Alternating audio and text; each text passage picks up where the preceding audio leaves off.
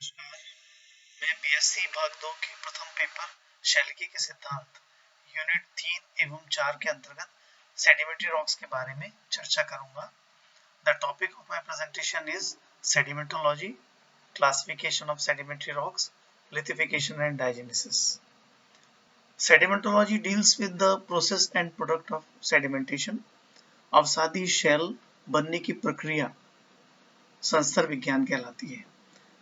Sediments, they are produced by the physical and chemical weathering of igneous and metamorphic rocks, and after transportation and deposition in quiet condition, they are deposited and they may be precipitated from solution. The loose sediments will become solid sedimentary rock by the process of lithification and diagenesis. Sedimentary rock के बारे में कुछ तथ्य हैं, जैसा कि sedimentary rock हमारे earth crust में अर्थ सरफेस के ऊपर 75% भाग में पाई जाती है, और हमारे यदि हम क्रस्ट में देखें तो टोटल क्रस्ट में 8% भाग सेडिमेंट्री रॉक्स का होता है। और सेडिमेंट्री रॉक्स अच्छे एक्वीफर हैं भूमिगत जल के लिए, और उसी प्रकार से रिजर्वायर रॉक हैं फॉसिल फ्यूल के लिए, और कुछ और डिपॉजिट्स हैं जैसे आयरन और एल्युमिनियम आदि के, जो सेडिमेंट्री रॉक्स में पाए जाते हैं। सेडिमेंट्री रॉक अर्थ की हिस्ट्री को भी प्रिजर्व करके रखती है। सेडिमेंट्री रॉक के प्रकार को यदि हम देखें तो ब्रॉडली इसको हम दो भाग में बांटते हैं, exogenic sedimentary rock and endogenic sedimentary rock. जैसा कि नाम से स्पष्ट है, एक्सो मीन्स आउटसाइड, जेनिक मीन्स उत्पत्ति। तो जो सोर्स रॉक है जहां से सेडिमेंट्स आते हैं वो आउटसाइड द बेसिन के होते हैं, वो एक्सोजेनिक सेडिमेंट्री रॉक कहलाती है। इनका क्लास्टिक टेक्सचर होता है। इसके विपरीत जो एंडोजेनिक सेडिमेंट्री रॉक होती हैं, उनका जो सोर्स एरिया होता है वो विद इन द बेसिन होता है। मीन्स जो सेडिमेंट्स होते हैं वो बेसिन के अंदर ही बनते हैं, और इनका जो टेक्सचर या गठन नॉन क्लास्टिक होता है। फोक नामक वैज्ञानिक ने कुछ टर्म्स प्रस्तुत किए, जिनमें प्रमुख 3 हैं जो लिए जाते हैं। सबसे पहला है टेरिजिनस। ये ऐसे सेडिमेंट्स हैं जो कि भौतिक अपक्षय के द्वारा निर्मित होते हैं, और इसकी जो चट्टानों के उदाहरण है, जो रॉक्स के उदाहरण है, प्रोडेशियस, एरेनेशियस, अर्जिलेशियस सेडिमेंट्री रॉक्स। इसके साथ ही कुछ वॉल्केनिक और ग्लेशियल पार्टिकल्स भी इसमें कंसिडर किए जाते हैं। और टेरिजिनस सेडिमेंट्स से बनने वाली जो रॉक होती हैं उनकी क्लास्टिक टेक्सचर होती है, और इनका जो सोर्स होता है, इनकी उत्पत्ति होती है, ये आउटसाइड द बेसिन, मतलब बेसिन के बाहर से ये पार्टिकल्स सेडिमेंट्स आते हैं। सेकंड है ऑर्थोकेम। ऑर्थोकेम जो पार्टिकल्स होते हैं, सेडिमेंट्स होते हैं, वो प्योरली वो केमिकल और बायोकेमिकल ओरिजिन के होते हैं। इसका उदाहरण है एवोपोराइट्स के अंतर्गत हैलाइट, एनहाइड्राइट, जिप्सम, और नॉन एवोपोरेटिक के अंतर्गत आते हैं लाइमस्टोन, डोलोमाइट। और इसमें जो टेक्सचर होता है वो नॉन क्लास्टिक टेक्सचर होता है, और इसका जो सोर्स होता है, सेडिमेंट का सोर्स होता है, वो विद इन द बेसिन होता है, मतलब बेसिन के अंदर ही निर्मित होते हैं। Third is एलोकेम। एलोकेम ऐसे सेडिमेंट्स हैं जो कि केमिकल प्रेसिपिटेशन तो होता है, लेकिन प्रेसिपिटेशन होने के बाद वो पूरी तरह से सॉलिड नहीं हो पाते हैं, सेमी कंसोलिडेटेड रहते हैं। तो उनमें कुछ फ्रेगमेंटेशन होता है, मीन्स सब एरियल एक्सपोजर होने के बाद उनमें थोड़ा सा ट्रांसपोर्टेशन होता है, और उसके बाद उनका रीडिपोजिशन होता है। मीन्स जो पार्टिकल्स होते हैं वो फिर से डिपॉजिट होते हैं, पहले बनते हैं, फिर वो टूटते हैं, फिर वो डिपॉजिट होते हैं। तो इस प्रकार से हम कहें कि टेरिजिनस टाइप का एनवायरनमेंट एलोकेम में होता है, although the origin is chemical. तो इसमें जो टेक्सचर होती है इसकी क्लास्टिक होती है, जैसा कि टेरिजिनस में होती है, और इसका जो सोर्स है वो विद इन बेसिन या आउटसाइड बेसिन, दोनों प्रकार से हो सकता है। नेक्स्ट हम आते हैं क्लासिफिकेशन ऑफ क्लास्टिक रॉक, जिसमें मेनली सैंडस्टोन शेल है। तो मैकेनिकल ओरिजिन के आधार पर इनको 3 कैटेगरीज में बांटा है। पहला है रोडेशियस, ग्रेन साइज यदि 2 मिलीमीटर से ज़्यादा हो तो उसे हम रोडेशियस रॉक कहते हैं, उदाहरण कॉन्ग्लोमरेट ब्रेक्शिया है। Second is arenaceous, the grain size is within 2 millimetre to 1/16 millimetre, तो इसका जो उदाहरण है वो क्वार्ट्ज एरेनाइट है, आर्कोज है। और थर्ड इज अर्जिलेशियस या ल्यूटेशियस सेडिमेंट्री रॉक, जिसमें जो ग्रेन साइज होता है 1/16 मिलीमीटर से लेस होता है। तो नॉर्मली ये शेल या लुटाइट या इवन क्ले टाइप की रॉक जो होती है वो इसके अंतर्गत आती है। अब हम यदि क्लासिफिकेशन सेडिमेंट्री रॉक का देखें ग्रेन साइज के आधार पर जो डिफरेंट रॉक्स बनती हैं, उसमें हम इसको 3 भागों में डिवाइड कर सकते हैं कि एक भाग ऐसा है जिसमें मड या बिल्कुल फाइन पार्टिकल जो 1/16 मिलीमीटर से लेस होते हैं वो 50% से ज़्यादा हो, तो ऐसी जो रॉक होती हैं उनको हम कहते हैं शेल या मड स्टोन। 50% यदि सैंड हो या उससे ज़्यादा हो तो इसको 2 भाग में बांटा गया है, framework supported and matrix supported. Framework supported rock को हम एरेनाइट कहते हैं और मैट्रिक्स सपोर्टेड रॉक को हम वेक कहते हैं। यदि ग्रेवल जो बड़े साइज होते हैं ग्रेन के वो यदि 50% से ज़्यादा है तो वो रॉक 2 प्रकार की होती है, राउंडेड या एंगुलर। यदि राउंडेड होती है तो वो कॉन्ग्लोमरेट कहलाती है, एंगुलर होती है तो उसको हम ब्रेक्शिया कहते हैं। अब हम देखें यदि सैंडस्टोन में यदि क्लास्ट के कंपोनेंट्स हैं, क्लास्ट मीन्स ये फ्रेमवर्क और मैट्रिक्स, तो यदि इसमें ये जो क्लास्ट हैं ये यदि लिथिक के हैं, लिथिक मीन्स रॉक फ्रेगमेंट्स के हैं, rocks are aggregates of mineral, तो यदि एक से ज़्यादा मिनरल के पार्टिकल्स हमको सेडिमेंट्स के रूप में मिलते हैं तो उसको हम लिथिक सैंडस्टोन कहते हैं, उससे बनने वाली रॉक को।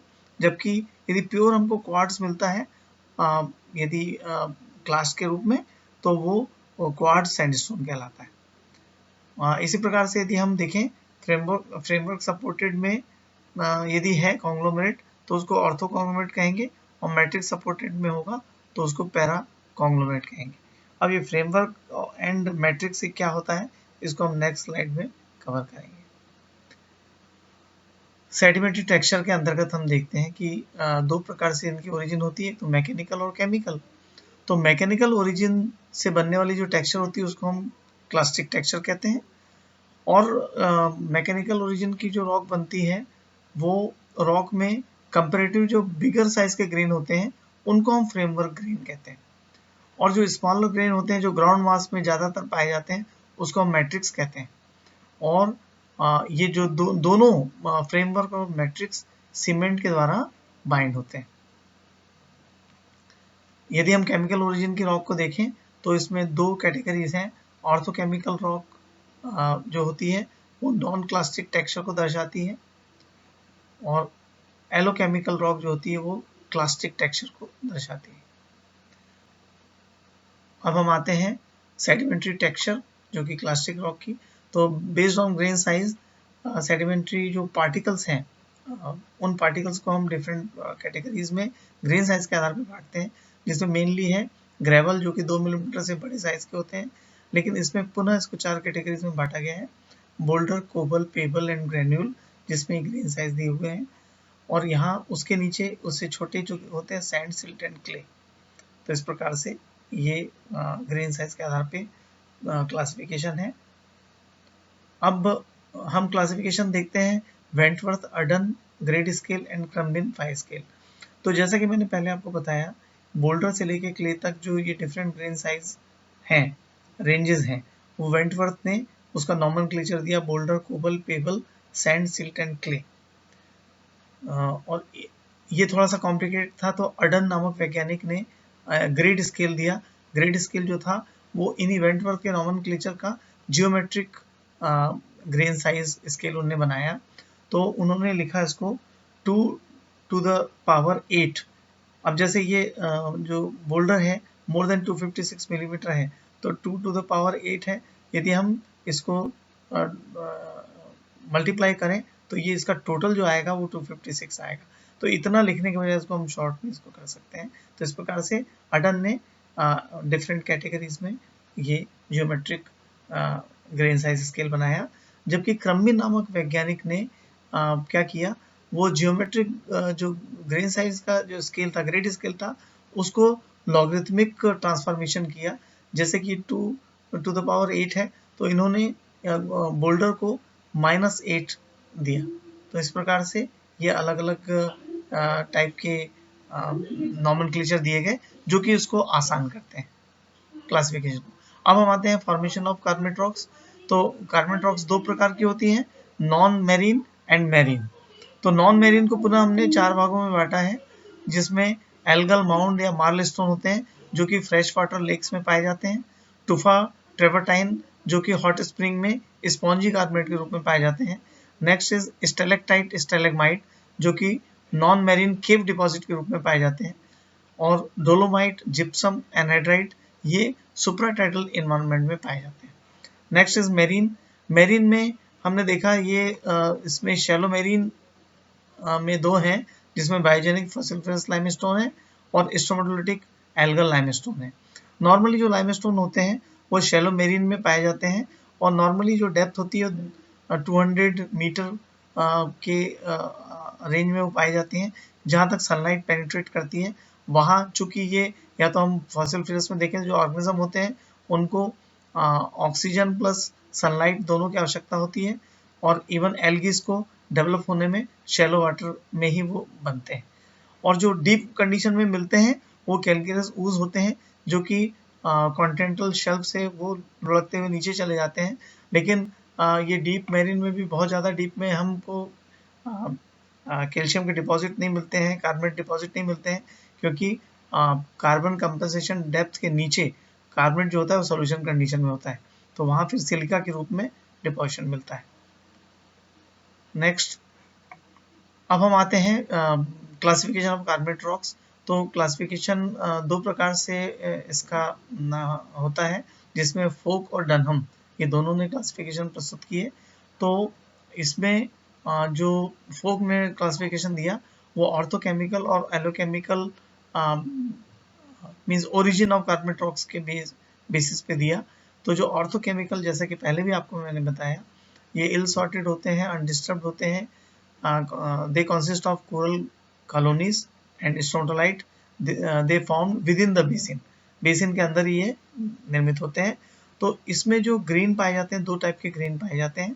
पहला मिक्राइट है, जिसको माइक्रोक्रिस्टलाइन कैल्साइट भी कहते हैं।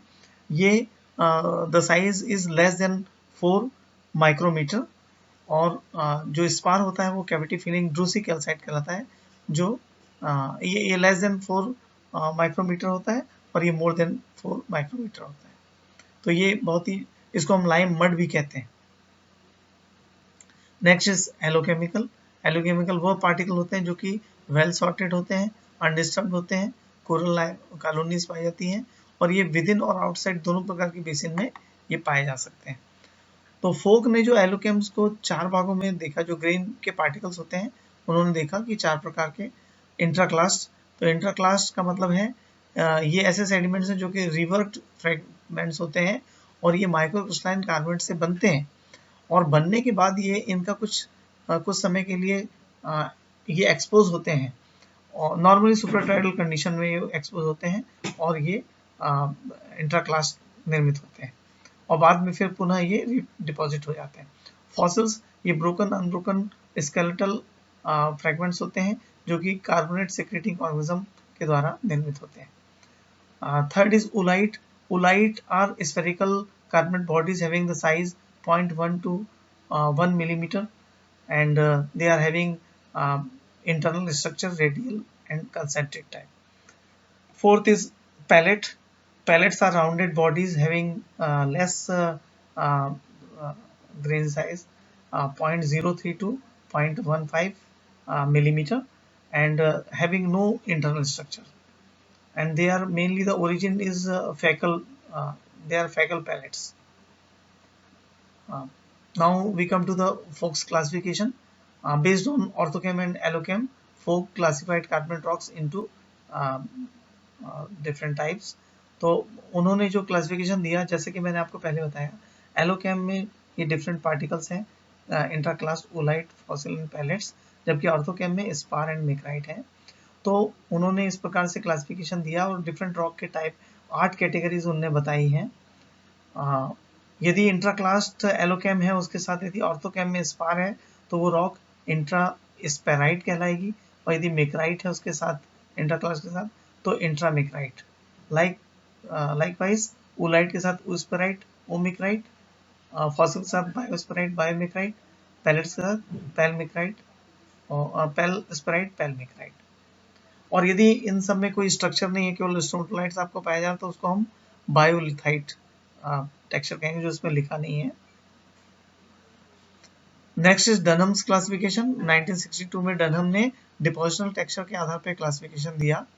इसमें मुख्य रूप से उन्होंने mud supported, grain supported, grain bounded और टेक्सचर नॉट क्लियर इस प्रकार से कैटेगराइज किया।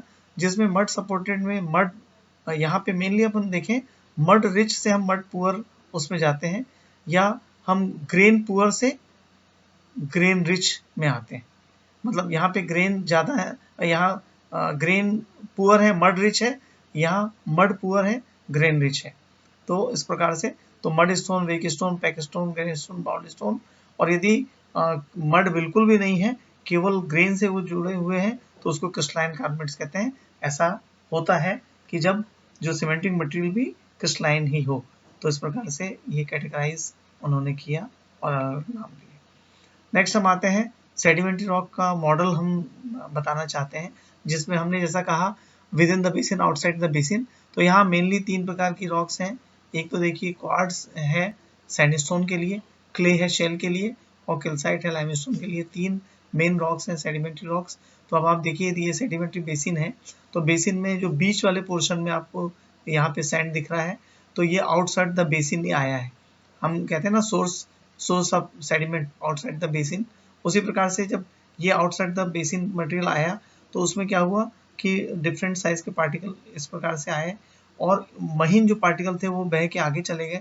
तो यहाँ पे जो थोड़ा सा नियर शेल्फ है, वहाँ पे हमको शेल मिल रहा है, और एकदम बीच में किनारे में आपको सैंडस्टोन मिल रहा है। और जैसे जैसे हम डेप्थ की तरफ जाते हैं, यहाँ फार शेल्फ में जाते हैं, तो यहाँ कुछ गहराई में यहाँ इन सिटू लाइमस्टोन, जिसको हम कहते हैं विद इन द बेसिन, क्योंकि लाइमस्टोन बह के नहीं आता है बाहर से, वो विद इन द बेसिन। और यदि ये सपोज यदि ये अपना सुपराटाइडल कंडीशन में यही पार्ट यदि एक्सपोज होता है, तो यहीं पे इंट्राक्लास्ट फॉर्मेशन होते हैं। तो इस प्रकार से ये मॉडल के द्वारा हम समझा सकते हैं, और बाकी चीज़ें आपको बताई गई हैं। नेक्स्ट हम आते हैं ग्रेन साइज। जब हम टेक्सचर की बात करते हैं, टेक्सचर से हम ग्रेन की ओरिजिन के बारे में कुछ कमेंट कर सकते हैं। तो ग्रेन साइज जो होती है वो डिपेंड होती है ट्रांसपोर्ट मीडियम, जैसे विंड, वाटर एंड ग्लेशियर, ये 3 मीन मीडियम है, और ओशन भी है, लेकिन 3 मीडियम है ये। तो इसका ट्रांसपोर्ट मीडियम का भी असर होता है कि कौन सा मीडियम है। और दूसरा डिस्टेंस ऑफ सोर्स रॉक, जहाँ से वो चट्टानें टूटना शुरू हुई वहाँ से कितनी दूर तक गई हैं। जितनी दूर तक जाएंगी तो ग्रेन का जो साइज है और शेप है, ये दोनों का उसमें असर पड़ता है। तीसरा मिनरल की हार्डनेस, ये भी बहुत इंपॉर्टेंट है। मिनरल की जो हार्डनेस होती है वो डिसाइड करती है कि वो उसकी वेदरिंग किस प्रकार से होगी। Fourth one, it is also important, sorting means equal size के ग्रेन। तो जितना ज़्यादा ट्रांसपोर्टेशन होगा, range of grains means equal size के ग्रेन, जितना ट्रांसपोर्टेशन ज़्यादा होगा उतने इक्वल साइज के आपको ग्रेन मिलेंगे। इसीलिए अगले इसमें हम आपको बता रहे हैं, इसको हम पुअरली सॉर्टेड या इल सॉर्टेड ग्रेन कहते हैं, और इसको हम कहते हैं वेल सॉर्टेड। ये देखने से एकदम क्लियर है, अलग अलग साइज के ग्रेन एक साथ यदि मिल रहे हैं, यदि रॉक बाउंड होकर बनती है, तो ये रोडेशियस टाइप की रॉक बनेगी, और यहाँ पे सैंडस्टोन टाइप की रॉक बनेगी। अब आप देखिए सेडिमेंट्री बेसिन में यदि हम देखते हैं, तो ये पहाड़ों से चट्टानें टूट रही हैं और बह के आ रही हैं, और यहाँ ये पार्टिकल्स, जो सैंड पार्टिकल्स बह के आ रहे हैं और ये आके समुद्र में मिल रहे हैं। तो इसमें अलग अलग कैटेगरीज में हम देखें, फर्स्ट, सेकेंड एंड थर्ड। तो फर्स्ट में आप देखिए एंगुलर पार्टिकल्स हैं, क्योंकि यहाँ नदी चट्टानों को तोड़ी और ट्रांसपोर्टेशन ज़्यादा नहीं हुआ है, इसलिए the particles are angular in size. जैसे ये आगे बढ़ते हैं तो इसमें थोड़ी सी इसमें ये राउंडनेस आपको थोड़ी देखने को, यहाँ एंगुलर है, थोड़े से राउंडेड हो गए हैं, और इसमें थोड़ा सा सॉर्टिंग भी होनी शुरू हो गई है, लेकिन फिर भी अभी मिक्स टाइप के ग्रेन है। लेकिन जैसे जैसे जितनी दूरी सोर्स से जितनी दूरी बढ़ेगी, उतना हमको, ये देखिए ये वाली स्टेज में आप देखो इक्वल साइज के ग्रेन है और एक ही प्रकार के पार्टिकल्स हैं, एक ही कंपोजिशन के, देखने में आपको समझ में आ रहा है। तो इस प्रकार से ये हम कह सकते हैं कि जितना हम सोर्स एरिया से दूर जाएंगे उतना हमको वेल सॉर्टेड मटेरियल मिलेगा। तो ये यदि रॉक में टेक्सचर है उससे हम उसकी दूरी पता कर सकते हैं, उसका सोर्स पता कर सकते हैं कि वो कितनी दूरी से ट्रेवल हो गया है। नेक्स्ट, उसी प्रकार से एंगुलरिटी और राउंडनेस को हम डिस्टेंस का, जैसे मैंने आपको पहले बताया, शॉर्ट डिस्टेंस है तो वो एंगुलर ही रहेगा, मॉडरेट में और लॉन्ग डिस्टेंस में, जैसे कि मैंने आपको इससे पहले बताया। ये चित्र से और क्लियर है। नेक्स्ट हम आते हैं clastic rock. This is conglomerate, this is breccia, shale and sandstone. तो ये ग्रेन साइज के आधार पे ये both the rocks are rudaceous rock, this is argillaceous and this is arenaceous rock. Now come to the non clastic carbonates.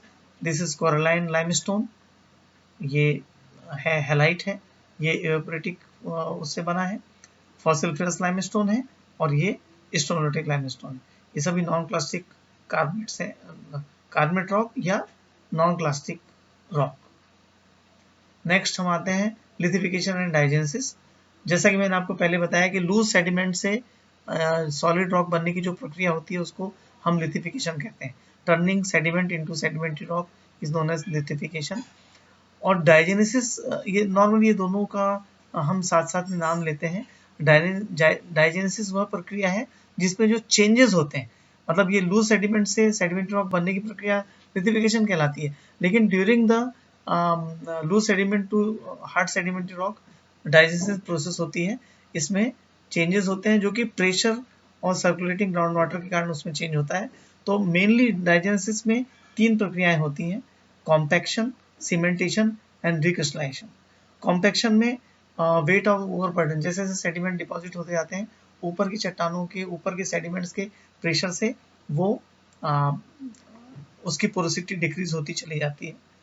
और उसके बाद cementation होता है, precipitation of dissolved ions in the pore spaces. तो जो पोरोसिटी डिक्रीज हो गई, decrease होने के बाद जो माइन्यूट पोर स्पेसेस होते हैं उसमें या तो कैल्शियम कार्बोनेट डिपॉजिट होता है, या सिलिका डिपॉजिट होता है, या iron as a binding material होता है Fe+2+3, और या कार्बोनेशियस मटेरियल होता है। तो लाइकवाइज हम कहते हैं सेडिमेंट सीमेंटिंग मटेरियल, हम कहते हैं यदि CaCO3 हो तो कैलकेरियस, SiO2 हुआ तो उसको हम एरेनेशियस कहते हैं, और आयरन यदि हुआ तो फेरिजिनस कहते हैं, और यदि कार्बोनेशियस है तो वो कार्बोनेशियस सीमेंट कहलाता है। Next is recrystallisation. तो रिक्रिस्टलाइजेशन एक ऐसी प्रक्रिया है कि जिसमें जो प्रेशर पड़ता है ओवरबर्डन का, उससे जो अनस्टेबल मिनरल होते हैं वो प्रेशर को सहन करने के हिसाब से, वो उस टेम्परेचर के, उस प्रेशर के हिसाब से अपने आप को स्टेबल करने के लिए उसमें स्लाइटली चेंजेस होते हैं। जैसे क्वार्ट्ज है, क्वार्ट्ज से क्वार्ट्जाइट बनने की जो प्रक्रिया है वो रिक्रिस्टलाइजेशन से होता है।